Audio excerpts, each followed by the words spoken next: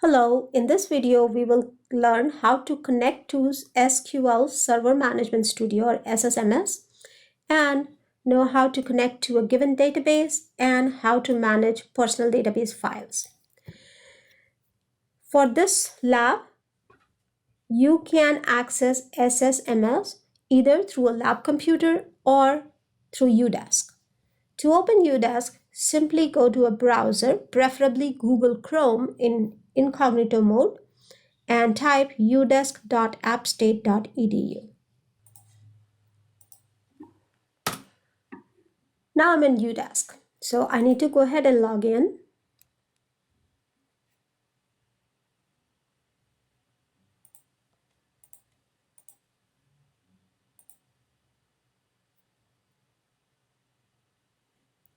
Yeah, you might have to do the verification. Once you are on the UDesk, then you need to go to the computer lab, allow,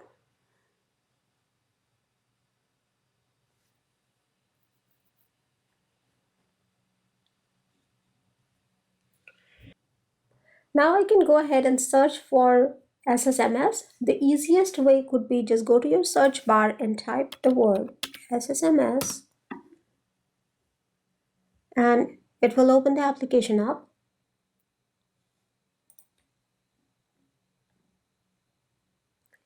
It may take a little while for us to open the application.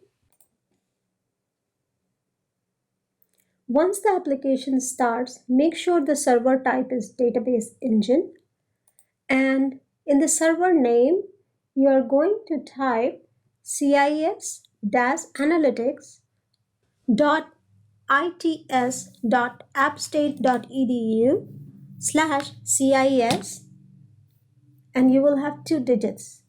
Now that is the digits that I have sent to you in email. For me, this is 00. So instead of 00, whatever those 2 digits you have, you will type your instance number. So then we have Windows authentication. Go ahead and connect. Once you're connected, on the left-hand side of the workspace, you will see an object explorer with tree structure. So let's expand it. And you will see the databases folder. This is where you will see all the databases that you would have created, or the system databases. So let's go ahead and click on database, right click here, and I'm going to attach a new database for us to use for this class. So let's go ahead and click attach. Now we need to now find and add a new database. So I would click on this button called add. You may see different folders, but the folder that we are interested in is located in D. So expand the D drive, and I'm now looking for student shares. So in my case, I have a lot of different folders. So scroll down all the way in D till you find student shares almost towards the bottom. So in student shares, again, you may see multiple folders, but you are only going to click into the one that is assigned to you. So let's say if you have CIS 24 assigned to you, you will only go under 24. Okay, you should be able to see the files. In my case, well, I'm not assigned to that folder, so I would go to CIS 00. And once you are in there, you will need to find Blue Ridge University. Double click Blue Ridge University and you will find a file blueridgeu.mdf. So you need to connect to it. That is the database file. And once you do, you will see that you have 2 files at the bottom. One is a data file or the database, and the second one is a log file. So you need to make sure that you know where is the path for both of these, and we may need that path later on. You can expand it to just see. In my case, this is here. In your case, it would be student shared and whatever folder is assigned to you and the Blue Ridge. So let's go ahead and move to the next step. You can now see under databases, Blue Ridge University is one of the databases that you have access to. Now we need to make sure that we can place files and navigate to files in the database files folder. I want you to go ahead and open Files Explorer. So in the search bar, you can type File Explorer. It will open the File Explorer for you. In the File Explorer, in the address bar, you need to type the following server location. So you can find the server location in your instruction sheet. So I'm going to type CIS analytics.its.appstate.edu, and make sure that you have 2 in the front to find the network folder. Once you do that, this folder is accessible on UDesk and on the lab computers as well. In the folder labeled with your instance name, let's say if you have 01, then you need to go to this folder. Only you will have access. Other students cannot access this folder. In your own folder, you have read access as well as write access. Now, we can either minimize or close this. We don't need it anymore. In the next task, you are required to run some SQL queries on the Blue Ridge University database and answer some questions based on it. Before we do that, let's explore this database. So you can go to the plus sign next to the database. You will notice that the Blue Ridge University has multiple database objects such as database diagram, tables, views, etc. For us, the important things for now are database tables and database diagrams. So let me expand the table here by clicking the plus sign next to it. You can see it has different types of tables like system table, file table, and some other database objects here, which are tables. Then let's open the database diagram. So I clicked on database diagrams and then clicked on DBO Blue Ridge diagram. This is the diagram that you're looking at.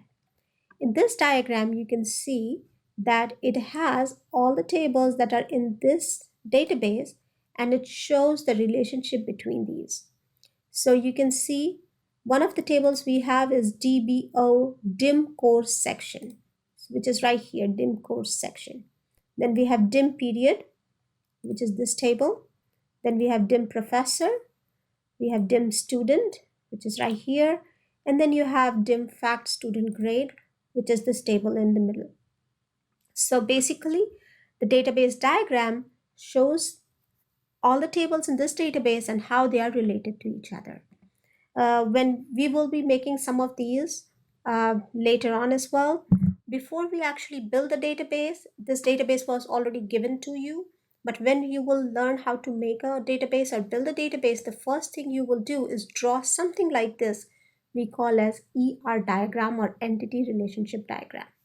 So I'm not getting ahead of myself for now, just so you know that you will be making something like this later on. In a database, not all tables are related to each other. By looking at this diagram, you will understand which table is related to which other table. For example, DIM course section is related to faculty student grades, and DIM course section is not related to DIM professor directly. The only connection or relationship these two have is through faculty student grades table. So knowing this is very helpful because that's how you will frame your queries. If you are going to frame your queries on one single table, that's great. But a lot of times, our queries are not going to be based on one single table. You will need multiple tables to answer a particular question or a query. To do that, understanding which table is related to which other table is very important. And one thing that you would notice is whenever two tables are related, they have some common fields which are there so that we can match up the data. Primary key of one table when it is repeated in another table so that we can connect these two tables or have a relationship between these tables. In the other table, it is called as foreign key. So for example, section ID in DIM course section is the primary key, which is being repeated in the faculty student grades table as a foreign key. Why do we do this? So that we can match up these two tables based on the data in the common field. Similarly, faculty student grade table is also related to DIM period. So the DIM period has primary key, which is period ID, which is now repeated in fact student grades as a foreign key. This allows us to connect these two tables and match up data based on the common values in the common field. Similarly, you will see prof ID, which is the primary key of DIM professor, again repeated in fact student grades as a foreign key. Similarly, DIM student has student ID as primary key, which is again repeated in fact student grades as a foreign key. So let's go ahead and start working on some of the queries.